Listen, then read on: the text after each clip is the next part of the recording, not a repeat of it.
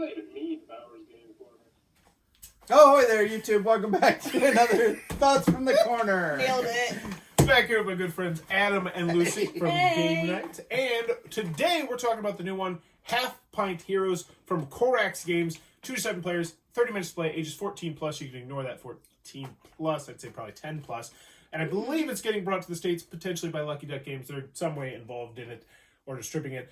But this is a trick-taking game in which they tried to mush trick-taking game with a Texas Hold'em / Omaha-esque thing where essentially you are going to have your hand of cards and then there are going to be cards out in the center and everyone can utilize those cards out in the center. But where things get interesting, and there's a lot of spots where things are going to get interesting, the amount of cards you have to look at in the center is going to change from round to round to round. You'll be playing over the course of 10 rounds. And the amount of cards in your hand is going to change from round to round to round, which once again, you're going to play 10 times. And there's a lot to go into this. You're trying to predict. I'm just going to start bullet point because there's so much to talk about with this game, which is very, I mean, you look at this cover and you do not think that. It does not give off the vibe that the game gives in a good way, as you'll find out. But you're going to be predicting how many sets you're going to take. People are going to be predicting who is wrong and who is right, which is also then going to impact how they act during the game. There's this thing where if you get 3 sets in a row, then you just completely win the round and you're the only person to score points. If you predict how many sets you get / if you just win a round, what was it? Blitz, I think it was what was the one where the B word where you won? Break, blitz? Brawl? Brawl. It was a brawl. So if you win 3 times in a row, you trigger a brawl.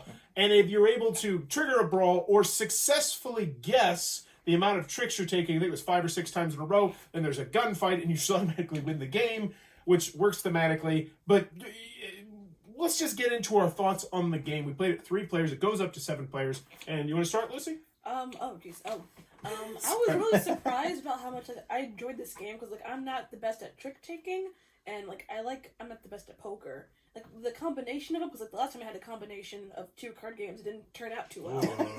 Check out our review of Rainbow Poker. But this was a nice mesh because there's several different ways to win, and there's no, because we tried to break the game. We did. And it's... Game broke us. No, it broke us. Because we tried to what if we all throw it? Oh, then someone has the opportunity to start a brawl. Well, then we can't start that. Wait. So when she says throw it, it's what if... So this instance happened where what if 2 of us put down a 0? Because you can try and get 0 and you can get some extra bonus points. But then you have the problem that, if we try and get 0, we could probably easily get 0, but the other person's going to get 3 in a row and they're just going to immediately get the round and we won't get any points at all and it'll break up our extra point bonus you get at the end. And then there was a bluffing aspect, that just completely came out of nowhere that Adam figured out where it was I can put out 0 and then no one's going to suspect it. And then they're helping me get tricks. And then I put out my high ones at the end. Boom, 3, brawl. You guys get no points. I get 60. I will honestly say that throughout the 10 rounds, I think there was maybe 3 times where I was just whoa, this game's got layers that I didn't even know about. Oh, yeah. Several times. It was just amazing. So just how you bet, it's okay, I don't want you to succeed, but I'm gonna have to measure okay, is it worth me trying to help him succeed? Because I'll get more points, or because what if Adam runs away with it with the brawl and it's just and then the number of ways that you could score points, or it's I take a trick so I get 10 points, but if I help you if I make you exceed your total, I'll get 20 points. Or not reach it. Or if I keep you from getting it, I'll get more points. And it's if you put down the lower numbers, like you pointed out, it makes it more logical to just be I'm going to take as many tricks as I want, but then why wouldn't you put in the 3? And it's there's so much going on in here. And one thing that I really like, which allows you to have the freedom to pivot mid-round, is the fact that there's no penalties. If I didn't get my number, it's okay, I don't get the little X, and that will hurt me a little bit at the end of the game with some extra bonus points. But at the time being, it's if I put down a 1, and I already have 1, and it's I think I could probably win 2 more. It's heck, I'm going to try and get these 20 points and screw over potentially other people at the table, maybe. Yeah, because what happened to me was really interesting, because that was one round where we all did, we're not going to get any 0 everywhere, and I'm okay, one of us is going to have to take it. It became a game of chicken in a sense, because it's just okay, if I take it, then okay, then I might as well try to go for the whole thing. And it's like, I have to stop him from doing it. So then I had to take the whole thing. Yeah. And then it's like, at one point, I had the opportunity to start a brawl, but I realized I would get more points if I let someone else take a trick. And so then I was like, I gotta throw this off. And a lot going on in it. But it's still deceptively simple. I feel like you could easily teach this to anyone who's familiar with trick-taking games of poker, because there's no wilds, there's no crazy stuff here, except for the fact that you have to get used to this hand you only have 2 cards, and this hand you only have 7 cards. And I felt that was a really interesting aspect. That each time it's like, so you put down a card and it says, did you already explain this? I don't think I did. So you put down the card and it has on it 2, and so you'll put down 2 out here, but then there's another part that'll say 6, and so you put each person gets 6 cards. You'll always see 8 cards. Yeah, other times it'll have 6 down, and each person will get 2 cards. That's why when there's 4 cards showing, you got 4 cards in your hand. Yeah, and so. Oh yeah. Oh no. There's this one has. Oh yeah. There was. 1 and 7. Yeah. I did not make that observation. So now, pretty interesting. One thing that I also want to note is that you can tell the people who designed this game were gamers, because there's some nice tongue-in-cheek things in the artwork. I really liked the components, just in general. The box insert is nice. Yeah, the super card thick stars. cards, like really nice. These player references, super useful. Oh yeah, I mean the chips are big and Okay, clunky, real chips, Let's and that look one at be the all the way over there. One thing I will say, though, we did have one issue with the rules, because this game is very freeform in the aspect of I can play 4 cards on my hand if I wanted to complete a royal flush, but that's something we didn't even mention. That is going to make it so that once you run out of cards, it's really bad for you, because if you just blow everything and you get that straight flush, and then Lucy might just have 2 cards at the end. If you blow your cards, I blow my cards. It's like, oh, free round, and that.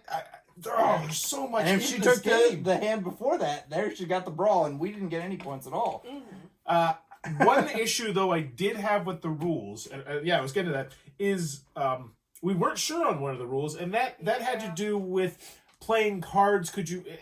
How would you explain playing even, like, for example, like how it says is like whoever played first wins the round. So for example, if I have a 5, you have a 5, and he has a 5 because I played the 5 first, I win it.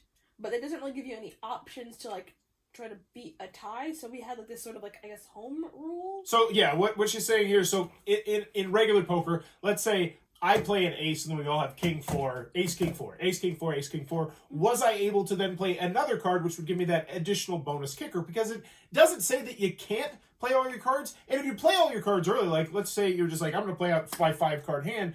Could you do that? I mean, I don't think you'd want to do it ever, because then you're just such a world of hurt when it gets to break. But it should be very clearly denoted in the rules. It did say it had to be part of a set. Part of a set, but we didn't know if like a kicker counted as part of the set. Yeah. So the issue was, she leads a 9. You play a 9. I play a 9. But with my 9, I put out a 3 as well. And so does that 3 mean that I win?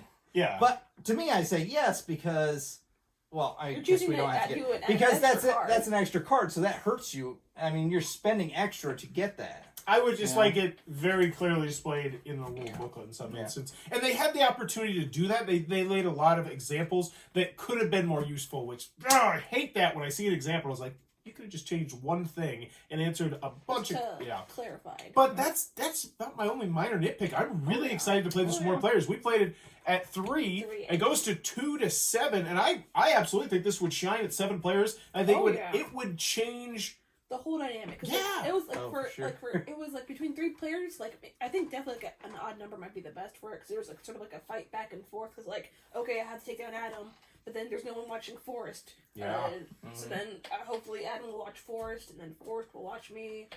Or also just like a tag team, because at some point we're trying to tag team Adam because he was winning on points. The points were really simple as well, which I liked. The scorecard worked well, and overall I was I came into this with expectations of, I think this game is probably gonna be okay to good. The company is a very solid company. I trust them, but I was not expecting to like it nearly as much as I could. I'm definitely going to keep this in my collection, and I think this might be one I reach for as a go-to filler weight game where someone's like, oh, we're 15, 20 minutes late. bust this out, that sort of thing. And going up to 7 players always piques my interest, and I think this one would work with it very well. Oh yeah, because like dynamics, you're just like, okay, well, I have I had a flush at some point, and like, what happens if like another person has like a flush? Because there's a whole bunch of cards, because it goes from like 1 to 13, right? I think with 7 players, you'd see a lot of zeros, right? Yeah. Oh yeah. Oh, one thing I want to mention: the player aid card also has a very full and pretty. I would say it's hard for me to judge because I know the poker hands, but would you say this was well done on helping you understand everything? Oh yeah. There you go. So even if you're not that familiar with poker hands, don't let that scare you off from Half-Pint Heroes. I think this is a recommendation from all 3 of us on this one. Mm-hmm. Very interesting take on the trick-taking game that makes you think different about a lot of different things. And it looks like it might be your cup of tea. Be sure to check this one out. If you're enjoying what we're doing, please be sure to click on the subscribe button down below. And in the comments below, let me know, what is your favorite trick-taking game of all time? I'm really bad at all of them. Which one do you like? Rainbow poker? But the best one, I mean, honestly, Half-Pint Heroes. Okay. Euchre. Yeah, Euchre. Indiana. Yeah. But let me know in the comments below, what is your go-to question of the questions? And as always, thanks for your time.